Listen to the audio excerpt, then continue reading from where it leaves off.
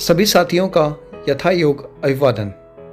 हर बच्चे के कुछ सपने होते हैं, किंतु कई बार मार्गदर्शन के अभाव में बच्चे अपने सपनों से दूर हो जाते हैं। आइए हम उनका माध्यम बनते हैं। राष्ट्रीय आय एवं योग्यता आधारित छात्रवृत्ति योजना परीक्षा 2021-22 में उनको प्रतिभाग करा के। राष्ट्रीय आय एवं योग्यता आधारित छात्रवृत्ति योजना परीक्षा है क्या, इसमें कैसे प्रतिभाग करते हैं, इसके बारे में मैं आपको जानकारी देता हूं। भारत सरकार द्वारा प्रायोजित छात्रवृत्ति परीक्षा है।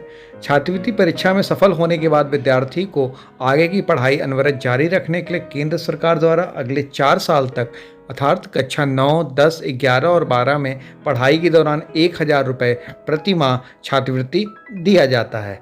1 साल के 12,000 रुपये, 4 साल के 48,000 रुपये बच्चों को छात्रवृत्ति के रूप में प्राप्त होता है।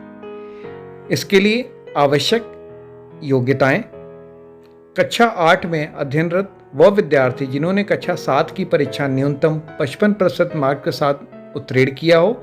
अनुसूचित जाति एवं अनुसूचित जनजाति वर्ग के बच्चों के लिए 5% की छूट है, अर्थात वो 50% नंबर भी पाए हैं तो वो फॉर्म भर सकते हैं। साथ ही साथ उनके माता पिता या अभिभावक की सकल वार्षिक आय 1.5 लाख रुपए से कम हो। परीक्षा फॉर्म भरने हेतु कुछ आवश्यक निर्देश हैं जिनको मैं आपको बिंदुवार बताता हूं।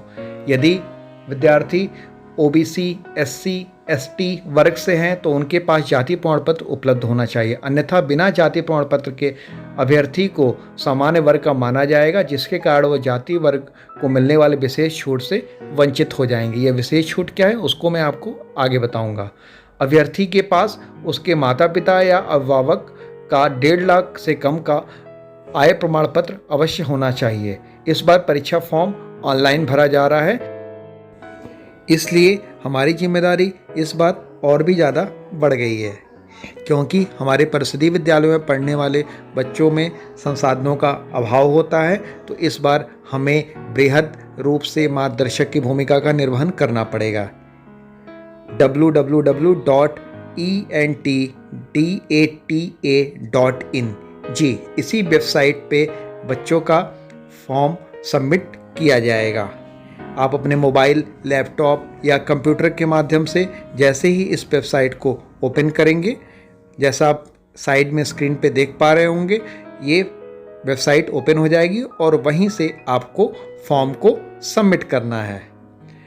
फॉर्म सबमिट करने की अंतिम तिथि भी बता दी गई है। आप को ससमय फॉर्म सबमिट करना है और लास्ट मोमेंट में कोई गलती ना हो, इसलिए समय से पहले ही फॉर्म सबमिट करने का प्रयास कीजिएगा।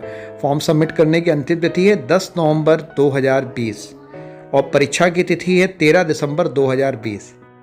पिछले कुछ वर्षों में देखा है कि अंतिम मौके पर आय प्रमाण पत्र और जाति प्रमाण पत्र नहीं मिलने के कारण कई बच्चे अपना फॉर्म सबमिट नहीं कर पाते हैं। तो कृपया ख्याल रखिएगा कि बच्चों के दोनों डॉक्यूमेंट्स समय से मिल जाए। समय समय पर अपने YouTube चैनल के माध्यम से मैं आपको इस एग्जाम के विषय में जानकारी देता रहूँगा।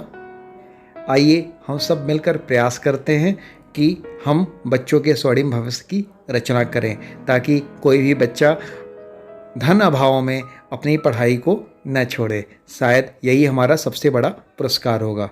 सादर धन्यवाद।